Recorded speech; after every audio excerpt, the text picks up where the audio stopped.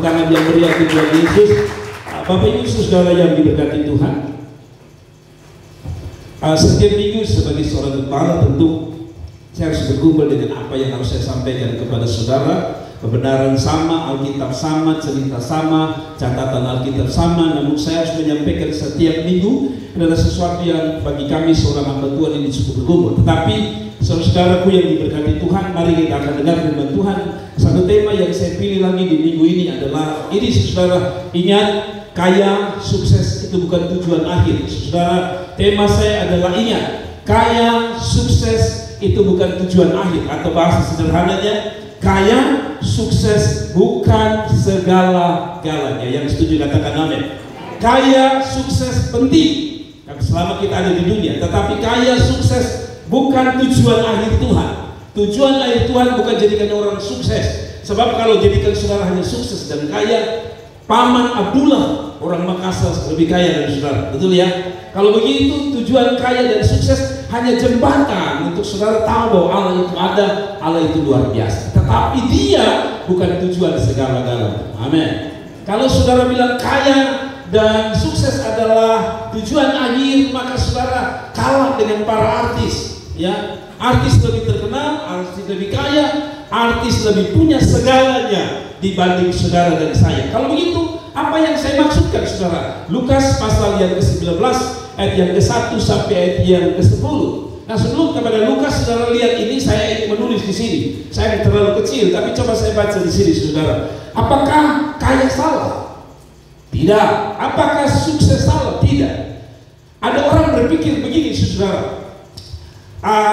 Kaya dan sukses itu penting, tetapi saya tanya saudara, kaya dan sukses mana lebih penting? Kaya, sukses, atau Tuhan Yesus lebih penting? Pasti jawaban gampangnya Tuhan Yesus lebih penting. Tetapi saya mau bilang, saya tidak ekstrim kanan, saya tidak ekstrim kiri. Ada orang yang terlalu rohani sampai berkata Yesus lebih penting, kaya tak penting. Tapi saya, ketika dia berdoa untuk uang sekolah, dia butuh uang. Kalau begitu menurut saya, kaya dan sukses adalah sesuatu yang seperti mata uang. Mata uang itu ada dua sisi, kiri dan kanan, gambar dan angka, betul ya? Di sebelah tulis 50.000, di sebelah ada gambar pahlawan. Dua-dua penting. Kalau begitu, kaya dan sukses itu penting tidak? Penting. Itu seperti saya tanya lagi sekali lagi, antara mengasihi Tuhan dan mengasihi keluarga, mana lebih penting? Mengasihi keluarga, kalau kita bikin nomor satu, nomor dua, mana yang lebih penting? Tuhan nomor satu, keluarga nomor dua? Tidak. Jawaban saya, dia itu seperti timbangan. Jadi keluarga itu sama penting dengan Tuhan. Ada orang mengatakan saya harus cinta Tuhan lebih daripada saya cinta manusia. Itu mungkin konsep yang benar. Tetapi saudara, saya luruskan dulu begini. Alkitab bilang apa? Hukum utama adalah kasihilah Tuhan Allahmu dengan segenap hati, tapi kasihilah sesamamu juga dengan, berarti satu yang penting. Kalau begitu menurut saya, sukses itu penting, kaya itu penting, kalau dua-dua berjalan beriringan. Kalau ada orang kejar-kejar sukses saja lalu melupakan Tuhan, itu salah. Tapi ada orang juga kalau kejar-kejar Tuhan sampai lupa urus dia pun diri, itu juga salah. Dan karena itu saya mau bawa kita untuk ada di dalam balance, ada di dalam keseimbangan bagaimana kita hidup. Nah, kalau saya bicara tentang kaya dan sukses itu bukan segala-galanya, apa maksud saya? Apakah kaya salah? Mari kita langsung saja pada kebenaran firman Tuhan. Lukas pasal 19 ayat 1-10 saya baca untuk kita. Perhatikan baik-baik, ini bagus kan? Yesus masuk ke sebuah kota Yeriko, atau masuk ke kota Yeriko dan berjalan terus melintasi kota itu. Di situ ada seorang bernama siapa, saudara? Sakeus. Perhatikan, Sakeus ini bukan orang cemeng-cemeng, orang yang biasa-biasa. Perhatikan kata ini, Sakeus kepala pemungut cukai. Kalau hari ini kita sebut kepala dinas. Jadi kaya, dia sukses, dia orang kaya, dan ia seorang yang kaya. Betul ya? Sukses, kalau kita sebut sekarang kepala dinas perpajakan, urus pajak. dan ia seorang yang kaya. Berarti ini seseorang yang bagi saya penting sekali kita belajar. Dari dia kita belajar apa? Saya belajar satu kata, sukses dan kaya. Siapa yang tidak mau kaya di sini? Ada orang yang tidak mau kaya. Saya rasa saudara perlu periksa di dokter kalau saudara tidak mau kaya. Siapa yang tidak mau sukses di sini? Saya tanya saudara. Kalau saya tanya seperti saya tanya tembok, saudara. Saya tanya saudara, siapa yang tidak mau sukses di sini? Angkat tangan. Siapa yang mau sukses di sini? Angkat tangan. Yang lain di tengah-tengah. Sekali lagi, saudara, yang namanya ingin sukses itu semua penting. Ayat 3 saya baca. Ia berusaha untuk melihat orang apakah Yesus itu, tetapi ia tidak berhasil karena orang banyak. Sebab apa? Badannya pendek. Sudah lihat nih. Maka berlarilah ia mendahului orang banyak itu, memanjat pohon ara untuk melihat Yesus yang akan lewat di situ. Untuk melihat Yesus saja dia butuh tangga yang namanya pohon ara. Saya bersyukur ya. Sependek-pendeknya saudara, saya sudah atur untuk ini podium tinggi. Nanti kita akan bikin di sini, boleh kami mau bikin lebih tinggi lagi. Saudara yang di belakang lebih lihat saya. Tetapi ketika Yesus sampai tempat itu, dia melihat ke atas dan berkata, Sakeus, turunlah atau segeralah turun, sebab hari ini aku harus menumpang di rumah. Lalu Sakeus segera turun dan menerima Yesus dengan sukacita.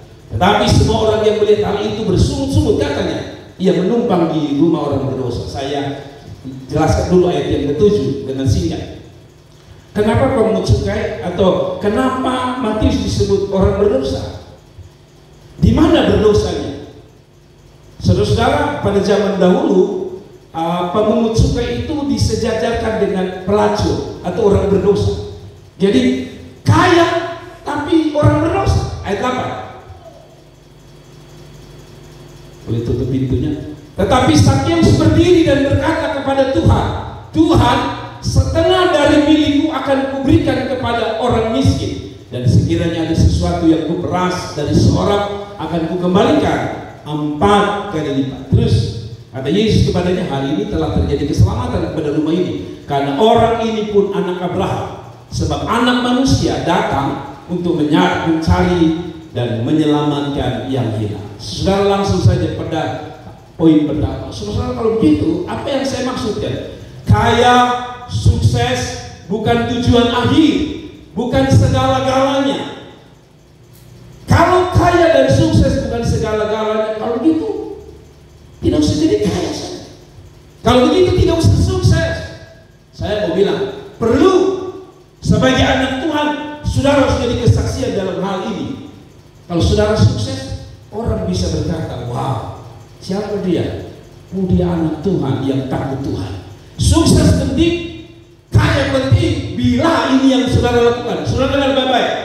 Kaya, sukses boleh, tapi jangan lupa satu perkara ini. Kaya, sukses tambah satu lagi, harus punya waktu untuk cari Tuhan.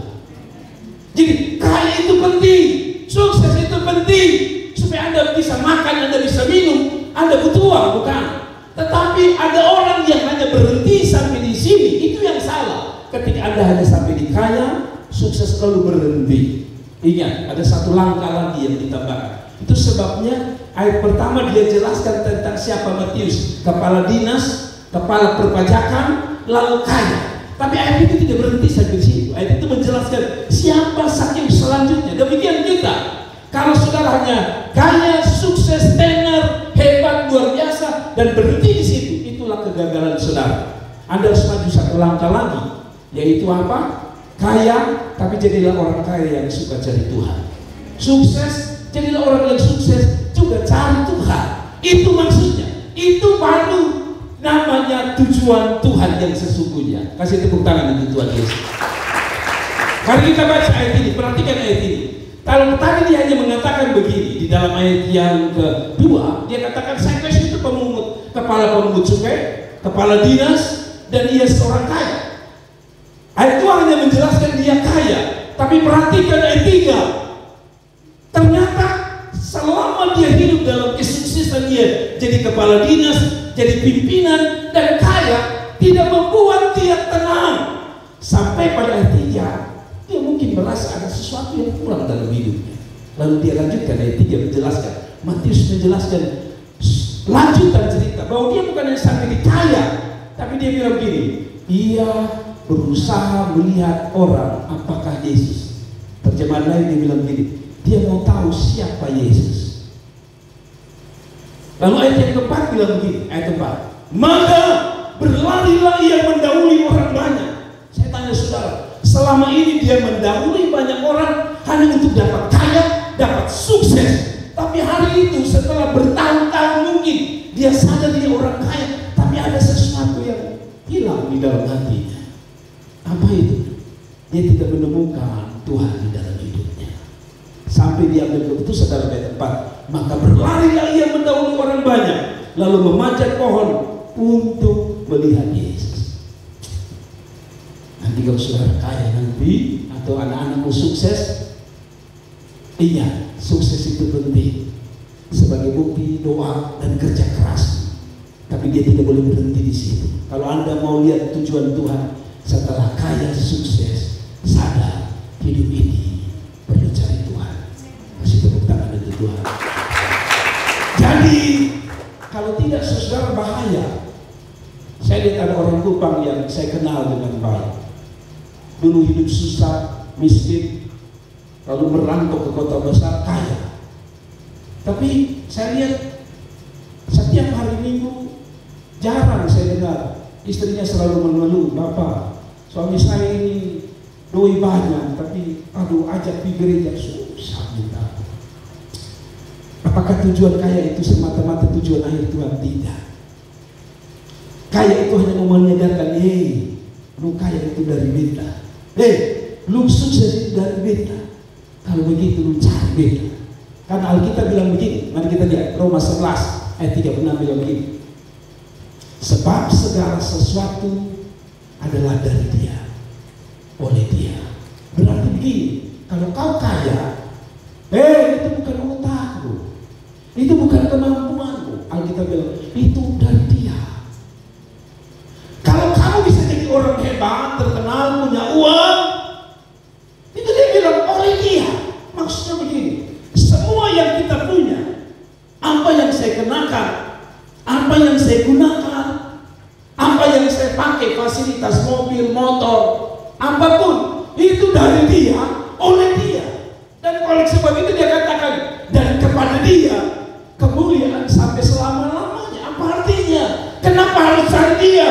Karena kita sadar kaya dan sukses itu dari Dia, oleh Dia.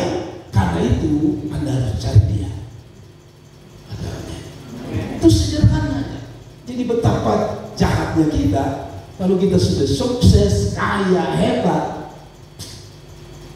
lalu kita lupa Tuhan. Kita perlu makan, kita perlu minum, saya sadar. Tapi kalau saudara cari makan, cari minum, sampai lupa cari Tuhan, betapa jahatnya kita. Amin. Begini saudara, Anda bisa kerja mungkin dengan tangan saudara, betul ya? Anda bisa jadi hebat mungkin karena otakmu yang brilian. Tapi saya kasih tahu saudara, kalau Tuhan ambil nafas saudara, kira-kira itu otak saudara berfungsi tidak? Tidak. Semua orang bilang begini waktu Einstein. Tahu Einstein? Einstein. Siapa Einstein? Siapa Einstein? Ya, seorang ilmuwan yang pintar, jenius, luar biasa. Kita ini belum Einstein, baru seperempat Einstein, disombongnya minta ampun. Einstein itu waktu dia mati dia bilang begini, seandainya Einstein punya otak bisa dipindahkan ke seorang yang lain, maka mereka akan rela untuk belah kepalanya Einstein lalu pindahkan. Sayangnya tidak bisa. Otak Einstein adalah kasih karunia Tuhan untuk Einstein. Kalau begitu saudara, kalau saudara jadi pintar, tahu dirilah Tuhan yang memberikannya. Dan betapa pantasnya setelah 6 hari kita cari hidup, cari sukses, cari kaya, ada satu hari duduk di bawah kaki Tuhan. Amin. Saudara bisa cantik, saudara bisa gagah, itu kasih karunia Tuhan. Amin. Saudara, karena apa? Alasannya sederhana. Sebab segala sesuatu dari Dia, oleh Dia. Kalau begitu, yang dari Dia dan oleh Dia itu harus kembali kepada Dia. Amin. Pintarmu harus kembali ke Dia, kayamu harus kembali ke Dia, hebatmu harus kembali ke Dia. Ada amin.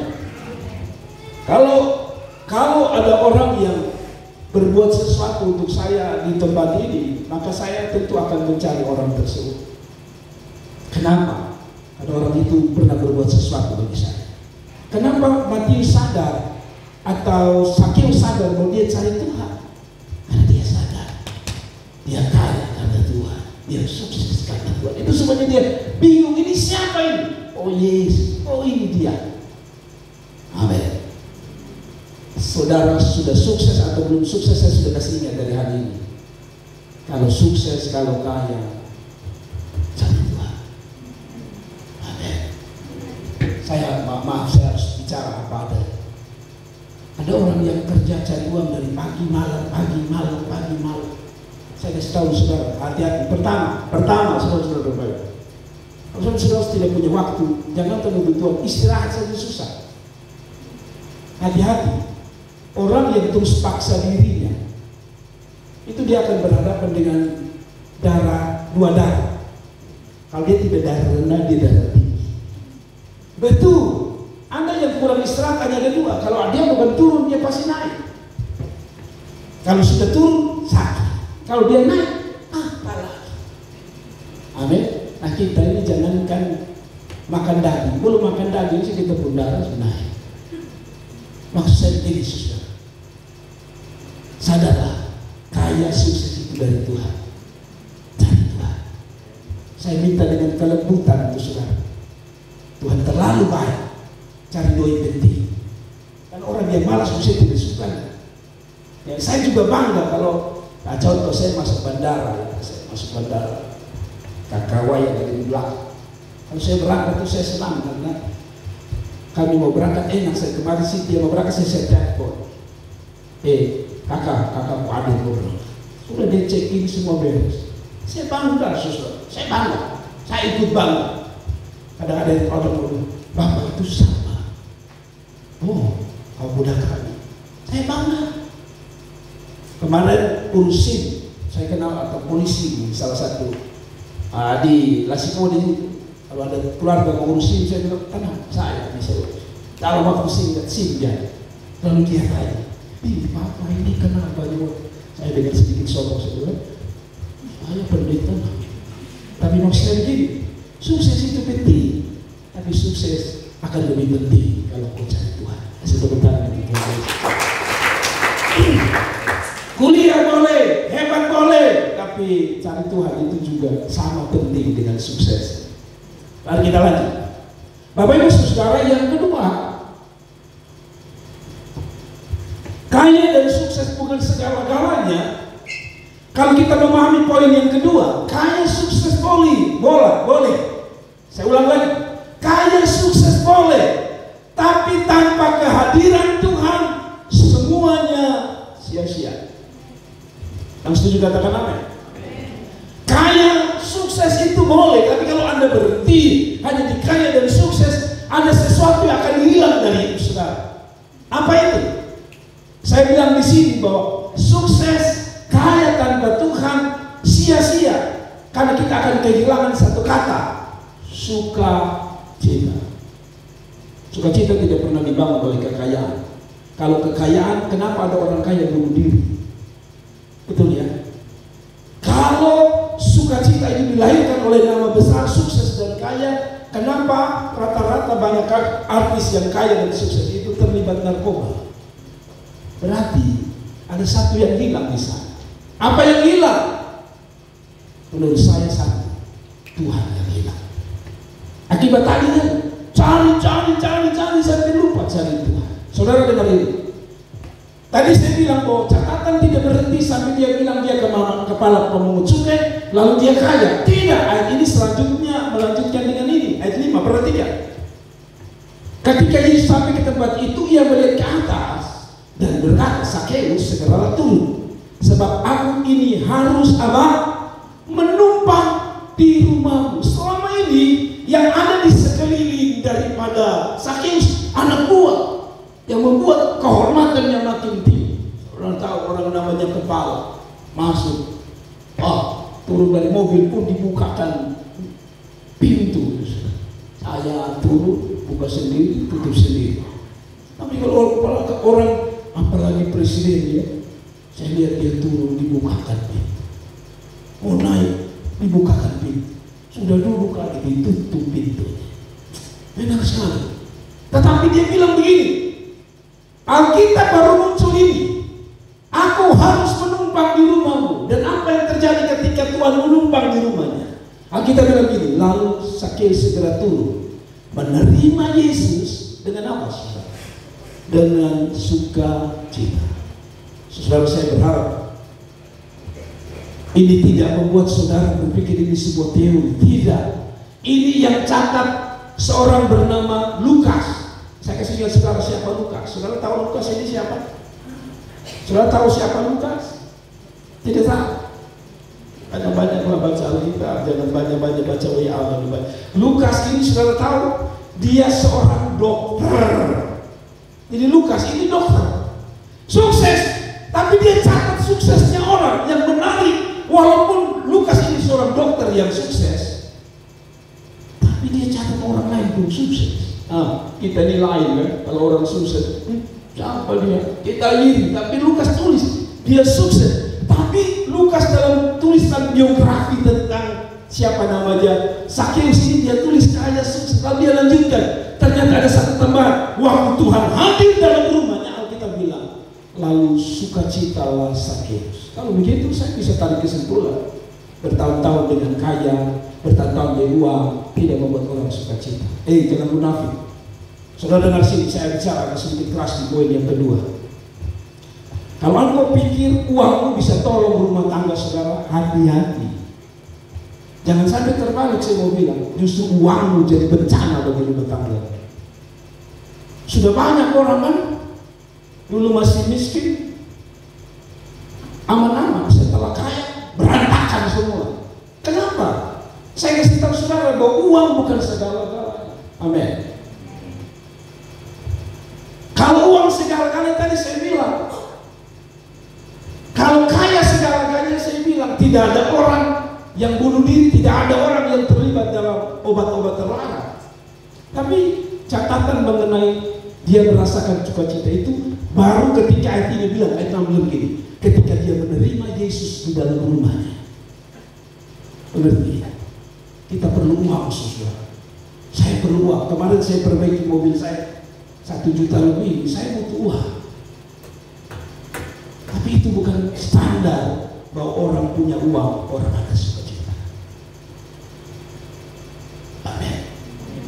Malah orang-orang yang kita anggap punya gaji besar, mereka tambah pusing kok. Anda tidak percaya, ini ada Mama Sandra di sini. Saya yakin kalau saya tanya, orang kan identik orang bank itu kan dengan uang. Ya, Anda tidak tahu bagaimana orang bank punya bergumulan. Contoh paling gampang, Anda tanggal 31 Desember, 24 Desember tidur nolok. Orang bank kepala pusing tanggal 24, tanggal 31. Karena uang harus masuk keluar, harus dicatat, ada salah satu angka salah, mereka harus mete sampai pagi. Kadang-kadang saya lihat orang bank, mereka mau dapat waktu dengan keluarga, bersukacita dengan keluarga saja sulit. Jadi kalau ada orang bilang uang segala-galanya, saya kasih ingat saudara, tanyalah mereka, pusing.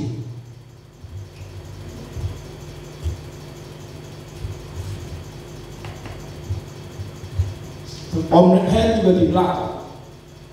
Ini kerja juga di bank. Dan saya tanya, Om Hen, paling saudara enak itu apa? Waktu angka uang. Kita angka uang kan harusnya sukacita. Lu angka uang karena hanya satu begini. Beliau itu angka uang yang satu kali itu pindah di ATM yang sekali angka itu tumpukan beratnya minta. Lu enak. Jadi saya mau bilang itu hanya contoh sederhana bahwa semakin orang punya uang, itu makin tantangannya besar, luar biasa. Anda tidak punya uang, lupa tutup pintu, Anda sudah ngantuk, Anda bilang gini, yes, ada nasi sisa di belakang. Tidak, betul? Tapi coba Anda baru dapat 200 juta. Lalu, jangankan pintu terbuka, kucing tabrak ini, tadi sesudah mencuri satu modal. Udah bisa tahu nih uang ada di sini. Padahal itu kucing, dan kucing bilang, wah bisa taruh uang di mana. Mengerti ya? Saya mau ganggu saudara bahwa kita perlu uang, saya perlu uang. Tapi saya kasih ingat saudara, kalau uang menjadi tujuan terakhir saudara, saudara akan kehilangan yang namanya sukacita. Orang kalau sudah paksa kerja, bawaannya apa? Saya kasih tahu saudara, orang kalau sudah lelah itu bawaannya apa? Biasa pengalaman gitu. Kalau sudah capek itu bawaannya apa? Marah, emosi. Padahal yang kita kejar apa? Sukses. Padahal kita kerja apa? Uang. Karena lelah selalu bikin kita salah, hilang sukacita. Padahal kita kerja untuk dapat uang, betul ya? Ini yang saya mau kasih tahu. Bahwa di dalam diri jemaat Nazaret, saya bangga. Kalau nanti Kak Kiki jadi orang luar biasa, saya bangga. Nanti pemuda yang ada, saya bangga. Tapi saya lebih bangga saudara, kalau saudara punya Tuhan dalam hidup saudara. Saya tepuk tangan. Mari kita lihat ayat firman Tuhan. Roma 14 ayat 17 bilang begini, perhatikan, Roma 14 ayat 17. Bahwa kaya bukan segala-galanya, bukan saya yang tulis. Ini Paulus yang tulis. Siapa Paulus? Paulus adalah orang yang berlatar belakang sukses dan kaya. Paulus itu bukan orang miskin. Tapi ketika dia jadi hamba Allah, dia memilih lebih baik susah. Tapi dia dengan Tuhan. Lalu dia tulis begini, sebab kerajaan Allah bukan soal makan dan minum.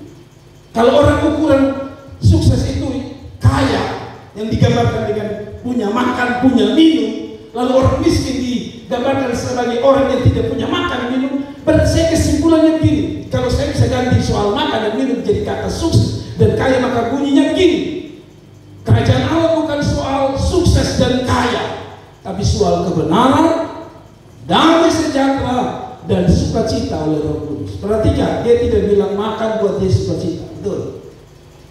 Pernah saudara makan tidak sukacita? Banyak kan kita kadang-kadang makan tidak sukacita.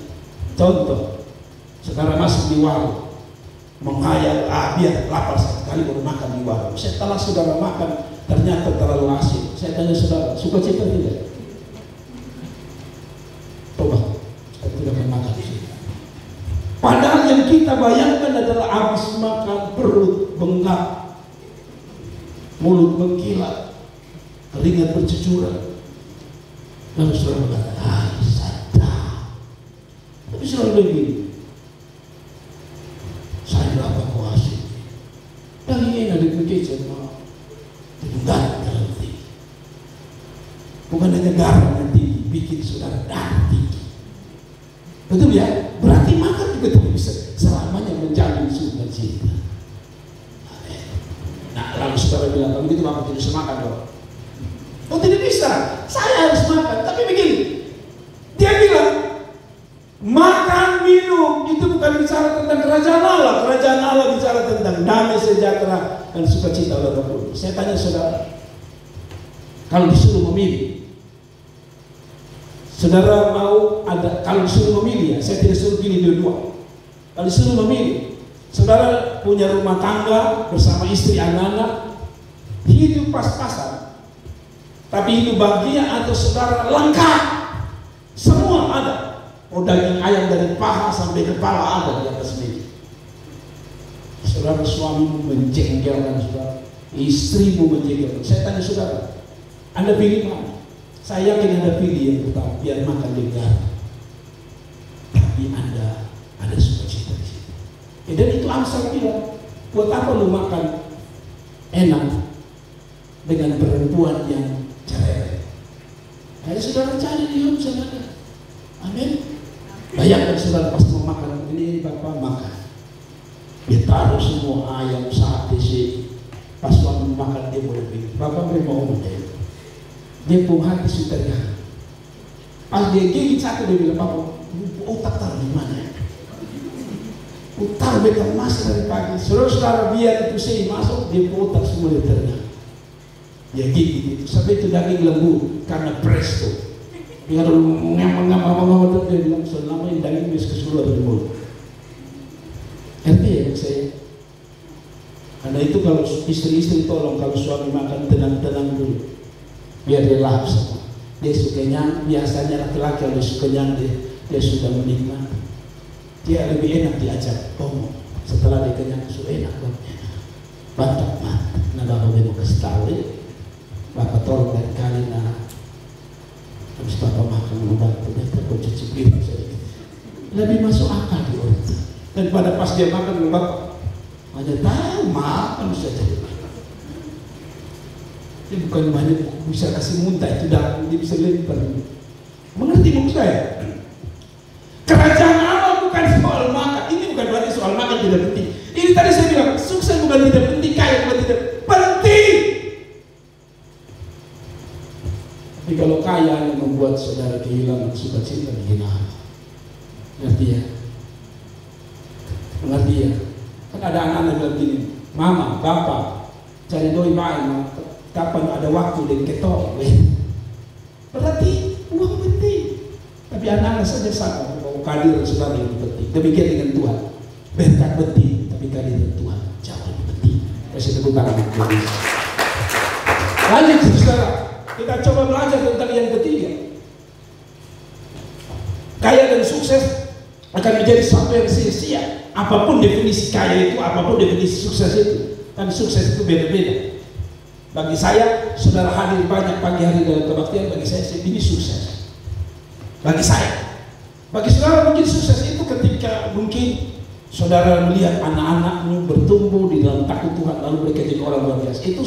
Itu suksesnya saudara. Tetapi apapun definisi saudara, maksud saya begini, kaya dan sukses itu menjadi lebih penting apabila hidupmu, kekayaanmu itu maksud saya, suksesmu itu akhirnya berguna bagi orang lain.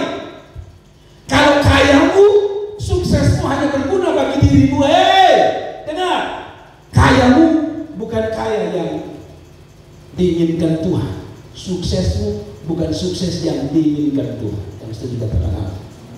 Maksud saya begini, saudara. Mari kita baca ayat 78. Setelah dia jelaskan dia kaya, dia kepala pemungut cukai, tidak berhenti, dia jelaskan lagi siapa Sakeus. Ayat 7 bilang begini, tapi semua orang yang melihat hal itu bersungguh-sungguh katanya, ia menumpang di rumah orang berdosa.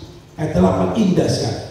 Tetapi Sakeus berdiri dan berkata kepada Tuhan, Tuhan, setengah dari milikku akan kuberikan kepada orang miskin, dan sekiranya ada sesuatu yang kuperas dari seorang akan kukembalikan 4 kali lipat. Selama ini Sakeus hanya pikir kumpul, masuk dan masuk. Itulah yang dia pikir tentang sukses. Tetapi akhirnya dia berubah ketika dia berjumpa Tuhan. Tadi dia pikir masuk. Dan jadi besar adalah sukses dan kekayaan. Tapi hari itu ketika dia ketemu Tuhan, dia berubah. Dia berubah arti hidupnya. Kaya penting, tapi ternyata kaya itu harus dibagi kepada orang lain. Kira-kira bahasa sederhana lagi. Bahasa sederhana lagi, kalau kau kaya tapi kau tidak berguna bagi keluarga saudara, itu sesuatu yang tidak penting.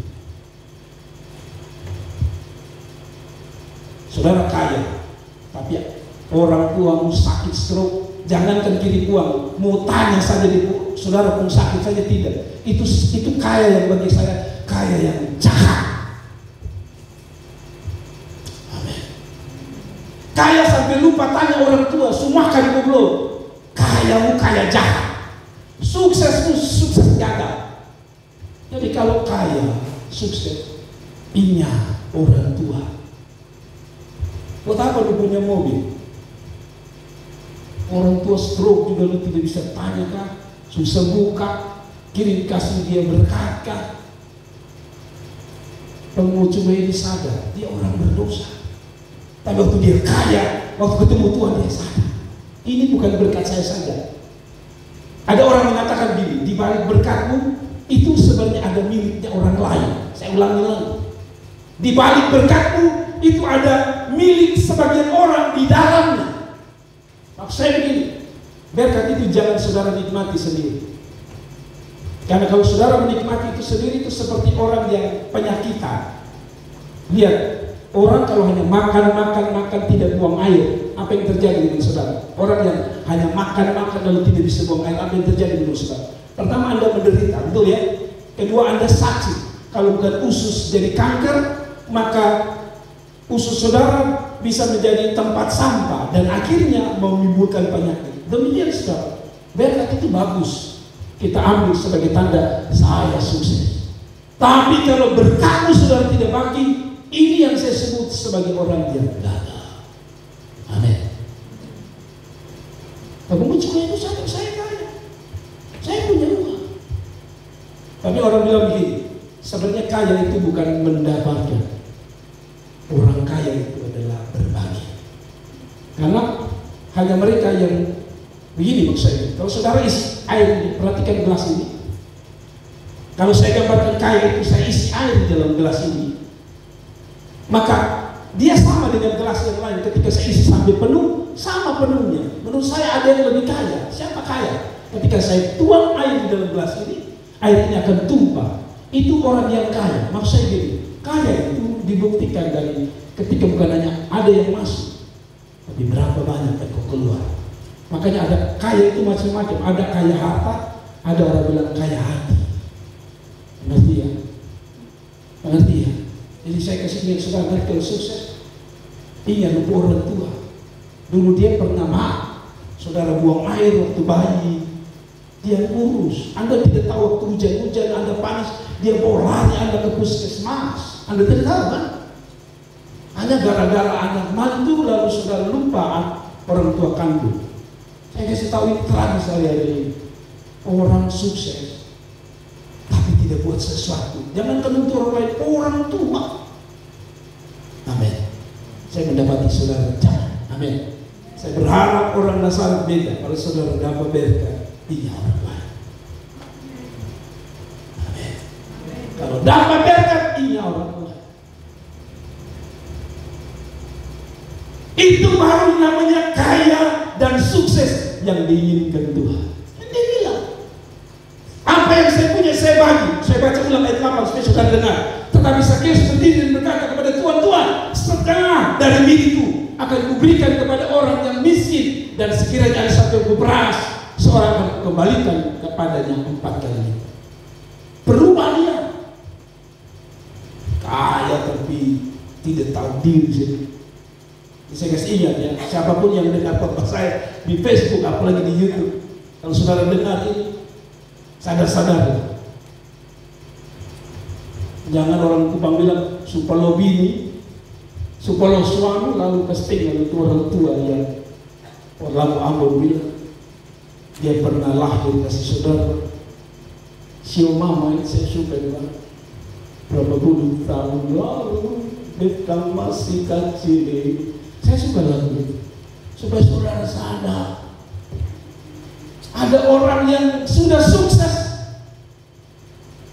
mau beli obat kasih dia ke orang tua, saya pikir-pikir. Saya sebut ini buta huruf.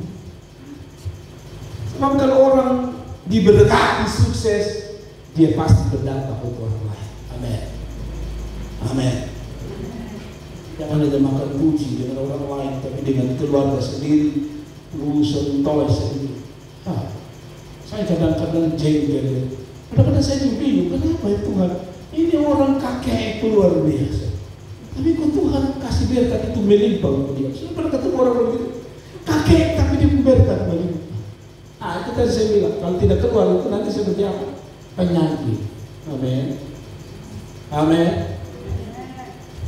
Berapa orang yang saya tanya, amin. Saudara lihat ini, saudara lihat ada satu yang menarik. Jadi kekayaan membuat dia berubah. Lukas 12 ayat 33 bilang begini, jualah segala milikmu dan berikanlah sedekah. Buatlah, saudara ketika ini kata indah sekali. Buatlah bagimu pundi-pundi yang tidak dapat menjadi tua.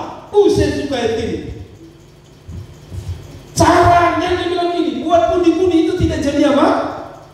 Tua. Kenapa pundi-pundi jadi tua? Kalau yang namanya tua mau, tidak semua. Tapi tua sedang bicara, akhirnya kita jadi tidak berguna. Jadi dia bilang begini, kalau kau kaya, pundi itu akan menjadi tua dan usang. Kita punya baju ini, hari ini kita lihat bagus karena baru pakai 3 hari. Setelah Anda pakai 18 tahun, dia bukan hanya kusam, dia robek. Apa artinya? Kalau berkat yang dibagi, dia bilang berkat itu kelihatan wow di depan saudara, tapi dia bilang seperti pundi-pundi tua yang akan usang, robek dan hancur. Lalu dia bilang begini, satu harta di sorga yang tidak akan habis, yang tidak dapat didekati pencuri, dan yang tidak dirusakkan dengan apa itu saudara? Ternyata definisinya kekayaan itu bukan yang saudara punya, karena yang saudara punya kalau tidak berbagi dia jadi apa?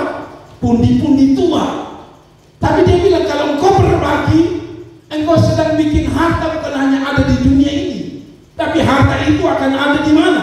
Tercatat di surga. Betul kan? Dia bilang satu harta di surga yang tidak akan habis. Semua harta di dunia ini pasti habis, tapi harta yang di surga tidak habis. Apa itu harta yang di surga? Baca dari konteksnya, artinya orang kaya yang menginvestasi hidupnya. Ketika Anda berbagi kepada seseorang, Anda tidak sedang bikin kaya dirimu selama di dunia, Anda sedang menginvestasi kekayaanmu di surga. Ini ada kata amin untuk apa yang saya sampaikan. Jadi jangan pernah pikir saudara buat sesuatu lalu orang pikir itu sia-sia. Orang mungkin lihat Anda biasa, tapi nanti ketika Anda di surga bahwa Anda punya kekayaan luar biasa. Saya tidak bicara kekayaan secara fisik, tapi upahmu sedang dinantikan Tuhan di surga. Tapi untuk siapa? Untuk orang yang kaya, tapi kaya yang berbagi. Itu dia yang bilang, yang dapat didekat, tidak dapat didekat pencuri. Kalau kau kaya di sini, pencuri langsung tahu. Malam di rumah di mana? Konino mana? Asrama tentara berkemana? Belakang bang bete. Tahu dia. Jadi kalau saudara kerja untuk Tuhan, kaya tapi jadi berkah, amin. Maka dia bilang kekayaan itu adalah investasi di surga. Bukan saya bilang, ini Alkitab dia bilang. Kalau itu kaya, konsep Tuhan beda saudara. Kaya menurut konsep Tuhan adalah ketika kau berguna bagi orang lain. Kasih tepuk tangan itu Tuhan. Ada orang dia kan nikmat orang pemilik, hanya untuk dia. Sedih sekali kalau saya lihat orang model ini. Tapi sudahlah, kita jadi kaya seperti Sakeus, tapi punya hati seperti Sakeus. Mari kita lihat ini. Ada seorang menulis begini, mereka kalau saya definisikan Sakeus itu begini, pertobatan itu harus mencakup masalah dompet dan juga hati. Saya ini bukan saya tulis, saya copy paste di tulisan di internet. Pertobatan itu bukan hanya mencakup masalah dompet, tapi juga hati. Atau saya balik, bukan hanya masalah hati, tapi dompet juga. Jadi kalau ada orang bilang dia bertobat, tapi lu kakek dari orang tua, lu tidak bertobat. Amin. Ada orang yang beri untuk pekerjaan Tuhan hebat, tapi untuk dia orang tua saja setengah mati. Anda bukan orang hebat. Sebab pertobatan itu menyangkut dompet dan hati. Anda tidak bisa bilang saya kasih hati. Semua yang saudara punya tadi dia bilang apa? Semua dari dia, oleh dia, dan untuk dia. Saudara mau menyangkal apa lagi? Kalau begitu saudara, kaya penting, sukses penting, tapi lebih penting kalau kau bisa berbagi. Ada orang yang suka berbagi waktu dia kaya, tapi sayang dia berbagi supaya dia dipilih anggota DPR. Dia sih bagus, kaya, memberi, tapi saya ujung-ujungnya pilihlah saya. Itu yang tidak enak. Ada aneh. Siapa mau jadi DPR di sini?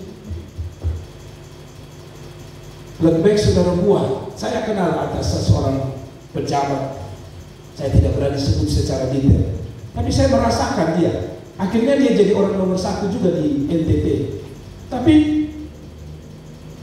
kira-kira 5, 6, 7 tahun sebelum dia jadi orang nomor 1 di NTT, saudara tahu Dia pun kerja memberi saya, dan saya suka. Tidak ada promo tentang dia. Dan akhirnya dia jadi orang nomor 1 di NTT. Saya merasakan, gereja ini merasakan. Kami sudah dapat berkat dari dia sekitar 5 juta. Kalau saudara duduk di kursi-kursi kelas itu dia uang banyak di situ, kursi kelas kita bilang. Tapi yang saya tahu waktu itu dia tidak promosi, dia mau jadi orang nomor 1 di NTT. Lalu dia jadi. Walaupun waktu dia jadi banyak orang komplain tentang dia, tapi saya belajar satu hal. Orang pilih dia karena orang tahu dia sudah berbuat sesuatu. Bukan kita berbuat sesuatu baru kita mau dapat sesuatu. Amin. Justru kalau kita sudah dapat sesuatu, kita kasih sesuatu. Bapak saya masih kecil. Bapak saya suka ajak kami liburan kami itu bukan di Eropa, saudara. Karena kami orang pas-pasan, liburan saya itu dulu hanya di Naibona. Setiap Sabtu Bapak saya harus ajak kami ke Naibona. Namun yang sedih adalah setiap Sabtu pagi Bapak saya bilang habis pulang sekolah mandi cepat, tunggu oto di Mobesi, di Oibasi dekat Brimo, tunggu di situ. Nanti kami tunggu situ 2-3 jam. Setelah dapat kami harus proses. Jadi sampai sana sudah sore. Padahal besok minggu kami harus pulang lagi. Kadang-kadang kami pulang lalu tidak dapat mobil, harus tidur. Dan saya harus alpa misalnya tidak sekolah di hari Senin. Bayangan saya waktu masih kecil hanya sederhana. Kalau saya besar nanti, saya punya mobil, saya punya kendaraan, saya ajak papa saya untuk mau gimana beta antar. Itu mimpi saya Pak. Tapi sebelum saya punya mobil, papa saya sudah mati. Kadang-kadang kalau di atas mobil itu saya duduk, air mata saya jatuh. Kenapa? Karena saya bisa jemput mahasiswa sakti dari Malang, dari Papua. Tapi saya, waktu saya duduk orang itu bersuka cita. Terima kasih Bapak saya jemput. Tapi air mata saya jatuh. Kenapa? Setiap kali saya bonceng orang lain, saya bilang, saya belum pernah taruh papa saya di sebelah kanan saya. Itu membuat saya sedih luar biasa. Dan saya kasih tahu saudara, demikian saya kasih tahu, saudara sukses, ingat orang-orang di belakang, orang tua yang mungkin Anda tidak tahu. Kelihatan dia bayar uang sekolah gampang-gampang, tapi mungkin orang bilang dia ikat perut sehingga Anda bisa sekolah. Mengapa waktu Anda pun perut berkembang? Kayak tuh, maka banyak perlu berkembang. Anda lupa dia pernah ikat perut supaya bisa sekolah. Saya dikasih ingat kalau saya akhirnya menyesal. Saya bilang kenapa saya tidak punya. Waktu papa saya sakit, kakak saya itu yang kerja di bank macet punya mobil dinas. Tapi yang namanya mobil dinas terbatas. Ketika papa sakit, kami harus tunggu beberapa jam untuk datang. Kakak saya itu baik sekali. Tetapi namanya mobil dinas, tunggu. Saya kadang-kadang papa saya agak setengah mati baru bawa. Mama saya juga gitu. Waktu saat itu saya selalu berpikir, Tuhan kalau saya punya mobil, saya orang bertanya antar saya ke mama. Saya membawa ke sana. Tapi terjadi terlambat. Setelah semua sudah tidak ada, baru saya punya. Saya kasih ingat saudara, kalau orang tua mesti ada kasih makan dia baik-baik. Supaya kalau dia tidur dalam keadaan dia mati, dia orang yang paling berbahagia. Dia paling suka cinta. Amin. Bukan nanti dia sudah mati baru saudara bilang, sudah nanti ibu beti tangan. Mungkin bagus. Mungkin orang bilang hebat. Tapi orang tua sudah tidak rasa ke peti. Lu mau peti harga 50 juta juga, kalau lu tidak rawat dia masa hidup, sia-sia. Lebih baik kasih dia makan bakso yang lebih jauh 10.000, tapi dia rasa langsung. Saya bersyukur kalau Tuhan kasih ingat saya, istri saya di sini. Setiap kali saya pulang pelayanan, saya beli roti untuk mama saya, roti kesukaan saya. Karena dia sudah buta, kalau saya turun saya kasih dia roti di tangan.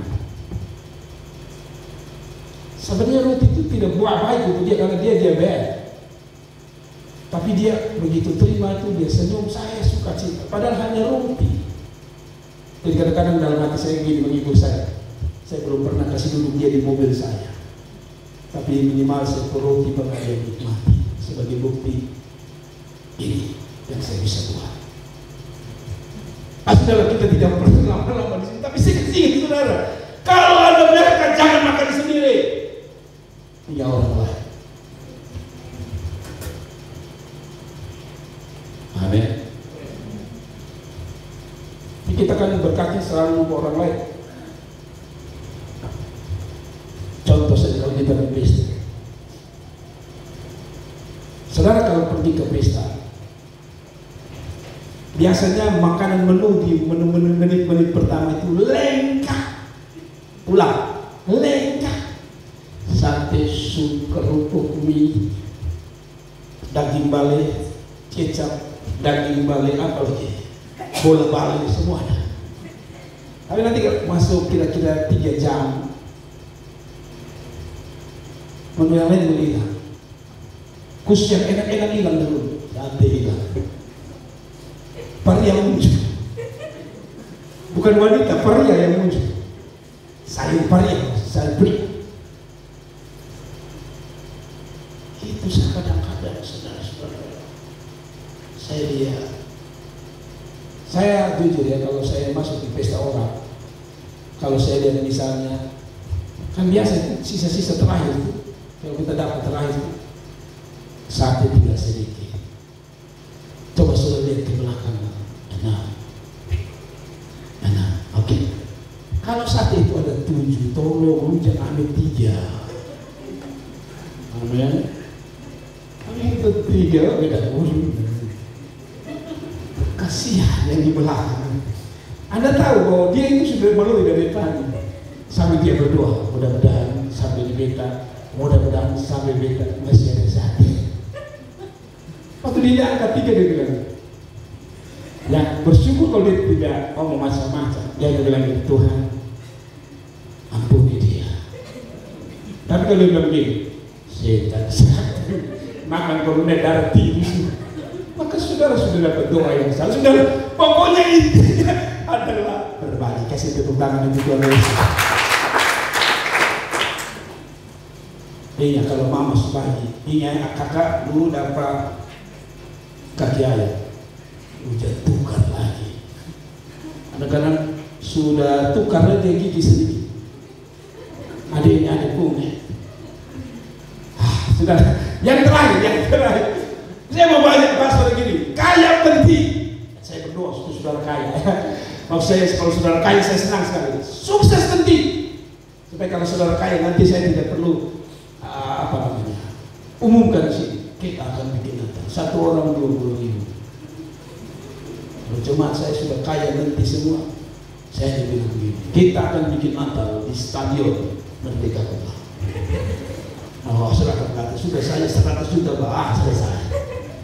Maksud saya begini, kalau saudara sukses itu bagus karena berdampak juga untuk gereja. Tapi yang terakhir, kaya dan sukses itu bukan tujuan akhir Tuhan. Akan menjadi tujuan akhir Tuhan kalau ini. Buat apa kaya kalau hidupmu binasa alias tidak diselamatkan Tuhan? Ini tujuan terakhir. Kaya penting, tapi kaya yang diselamatkan. Katakan amin. Kaya penting, tapi kaya yang diselamatkan Tuhan. Kaya penting, tapi kaya yang masuk surga, bukan kaya yang masuk neraka. Pasti dikatakan amin. Lu kaya-kaya semua, tapi kalau lu masuk neraka buat apa? Mari kita lihat ayat 9 dan 10. Setelah dia menjelaskan siapa pemungut cukai ini, dia kaya, dia kepala pemungut cukai, tetapi ayat itu tidak berhenti di sini. Dia menjelaskan lagi siapa orang ini. Kata Yesus kepadanya, hari ini telah apa? Terjadi keselamatan kepada rumah ini, karena orang pun ini anak Abraham. Sebab anak manusia datang untuk mencari dan menyelamatkan yang hilang. Ini inti dari hidup saudara. Kaya penting, sukses penting, tapi jauh daripada itu Anda harus ke surga. Setiap pagi saya berdoa untuk 3 anak saya, anak kandung saya, Cynthia Jenny adalah Tuhan, saya rindu mereka sukses. Kalau Tuhan bisa kasih sedikit berkat supaya mereka punya, tapi yang paling penting Tuhan selamatkan mereka. Karena begini saudara, neraka itu mengerikan. Kalau Anda tidak percaya, bacalah cerita perumpamaan mengenai orang kaya dan Lazarus yang miskin. Itu cerita tentang siapa? Orang kaya dan siapa? Lazarus yang miskin. Orang kaya ini menikmati pesta pora hidup, pergelimangan luar biasa. Mati, masuk di penyiksaan, betul ya? Lazarus yang miskin itu masuk di mana? Pangkuan Abraham. Yang menarik, orang kaya itu bilang begini, Bapak Abraham di sini terlalu menderita. Kasih saya, tolong si Lazarus itu bawa air, jangan satu gelas. Bawa kau dia taruh di depan jari saja, kau taruh di depan lidah jumpai. Lalu Bapak Abraham bilang, tidak bisa. Jarak antara kamu dengan kami jauh sekali. Sedang pesan kepada kita, sukses boleh, kaya boleh, tapi pastikan bahwa engkau pergi ke surga. Bagaimana saudara pergi ke surga? Tadi kita mundur poin-poin sebelumnya. Orang tua saja lu tidak lihat, lu harap lu kaya lalu ke surga, tidak bisa. Damai. Lu harap surga, berdoa surga, mimpi surga, tapi lu punya orang di samping saja lu tidak peduli, itu lu mau ke surga. Saya sebut buta dulu. Lalu yang kedua, bagaimana saudara kaya, saudara sukses, dan saudara harap surga, harap diselamatkan, saudara tidak pernah cari sang juru selamat. Ayat 1, 2, dan 4 sampai 4 menjelaskan dia kaya, tapi dia cari Tuhan. Sampai-sampai untuk bisa cari Tuhan dan Tuhan, dia naik ke pohon ara, sebuah usaha yang luar biasa untuk mendapatkan sang juru selamat. Hidup ini bukan hanya berupaya untuk dapat kaya dan sukses, tapi supaya kalau bisa kita dapat selamat. Amin. Amin. Sampai-sampai Paulus pernah bilang begini, aku memberitakan ini, tapi aku jaga supaya aku tidak ditolak. Bayangkan Paulus saja itu sudah melayani Tuhan, tapi dia bilang saya juga punya kesempatan ditolak. Kalau begitu, kaya bukan segala-galanya. Amin. Anak sukses itu penting. Tuhan, terima kasih. Saya punya anak sekarang mobil 8. Ya, tapi kalau dia hidup dalam dosa, kalau dia binasa, menyedihkan. Amin. Bayangkan saudara, waktu saudara dengar firman Tuhan, lalu saudara taat, saudara sungguh-sungguh di Tuhan, saudara di surga. Tapi selama di bumi anakmu kaya sukses. Lalu ketika Anda di surga, Anda lihat ada anak yang Anda lahirkan, besarkan, jadi orang sukses berteriak di neraka, Mama, beta menderita di sini. Apa hatimu? Jangankan kita, kemarin saya pergi ke orang mati, dan baru saja saya duduk untuk mete-mete. Setelah anak kecil jalan di seperti turunan kecil, lalu saya dengar bunyi bah. Tiba-tiba seorang anak kecil menangis teriak besar. Ternyata anak itu dia jatuh dan bentur kepalanya di aspal dan di besi. Jadi saya pikir biasalah anak-anak kalau jatuh ya kita semua pasti nangis. Tapi ternyata orang berteriak gitu, lalu bawa lari, karena dia mengalami pendarahan di kepala. Lalu mamanya tidak jadi mati, pergi satu keluarga mereka lari. Saya belum dengar berita sampai hari ini. Pernah saya lihat itu. Kita anak baru jatuh dan menderita darah, saya kita hati tidak kasih, betul ya? Bayangkan kalau uangnya bisa kasih sekolah dia, kasih dia jadi sukses, tapi dia jauh dari Tuhan lalu dia binasa. Betapa hatimu sebagai orang tua jahat. Orang jahat bukan hanya orang yang bisa bunuh, tapi orang jahat adalah kasih jadikan anakmu orang hebat, tapi tidak pernah memperkenalkan dia dengan Tuhan. Anda sedang membinasakan seseorang dalam hidup.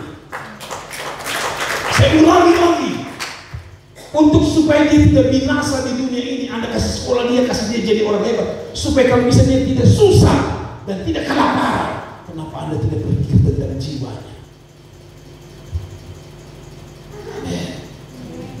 Orang tua dengar baik-baik. Nanti dia anak jadi polisi, bangga.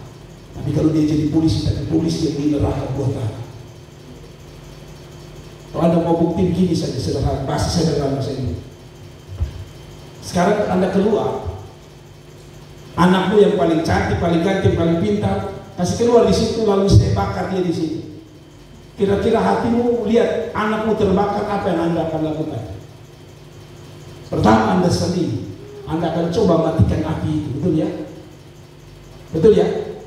Saya percaya anakmu yang terbakar, Anda keluar, kasih mati. Jangan dia terbakar, apalagi kalau dia berteriak, "Mama!" Saya heran ya, anak-anak itu kalau dia menderita, dia panggil mama. Sakit mama, mama. Padahal waktu dia pulang sekolah, bapak yang ngasih. Tapi heran, dia sakit, mama, mama, dan mama. Maksud gini, kalau Anda bakal, kira-kira Anda tega tidak? Ada satu kesempatan di mana Anda tidak bisa memadamkan api, yaitu ketika penghakiman terjadi di akhir zaman.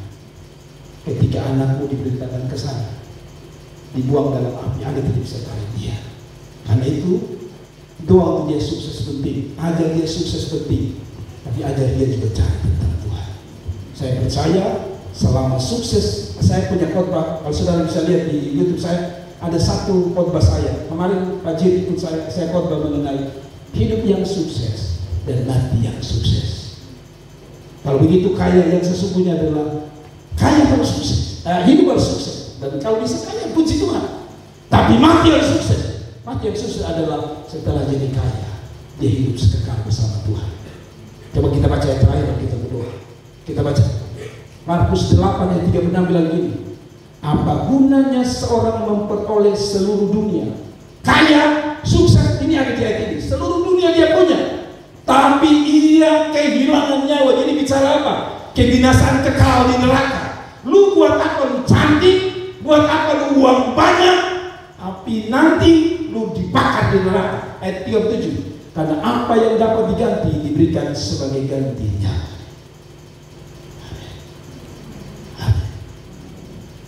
Sebabnya orang tua saya kasihnya, saya sibuk-sibuk hidupmu, cari kerja, tolong bawa anakmu ke sekolah minggu. Kan kau mesti dia di sana. Supaya dia jadi sukses, yang diselamatkan Tuhan. Sebagai terakhir, saya tulis ayat terakhir. Apa yang membedakanmu dengan orang yang tidak percaya Yesus? Saya tanya saudara, apa yang membedakan kita yang percaya Yesus dan tidak? Kalau tadi saya bilang sukses adalah tujuan terakhirmu, uang banyak adalah tujuan terakhirmu, hanya itu. Tadi saya bilang, saya bimbing di belakang orang Bugis, orang Jawa, orang lebih kaya. Saya hanya punya mobil LGX, orang punya Fortuna. Apa yang membedakannya? Membedakannya di sini. Mereka hanya punya kekayaan, kita punya kekayaan. Yang bisa membedakan adalah mereka tidak punya keselamatan, Anda punya keselamatan. Ini perbedaannya. Saya tidak sedang marah saudara. Saya sedang mengingatkan kita supaya kalau penghakiman itu terjadi, biar kita sukses di bumi, tapi kita juga sukses di akhir. Amin. Tuhan memberkati. Mari kita bangkit berdiri dan kita berdoa. Kasih tepuk tangan dan mari kita bangkit berdiri.